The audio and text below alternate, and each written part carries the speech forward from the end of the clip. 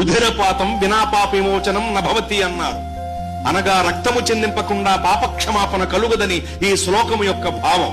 ఏ రక్తం? గుడిల కూడల కొంగల కోళ్ల కుక్కల ఎడ్ల మేకల రక్తమా?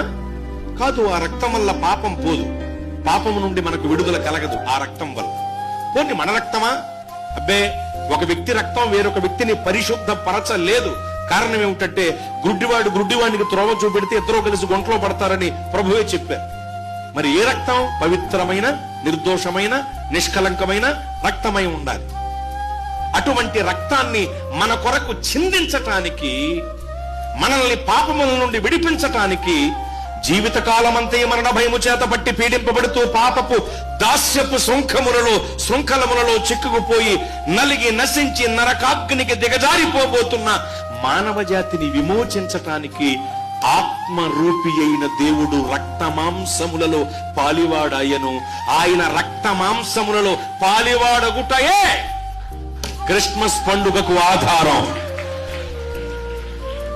రక్తమాంసములలో పాలివాడి నరావతారిగా, శరీరధారిగా ఈ భూలోకానికి వచ్చారు ఆయన.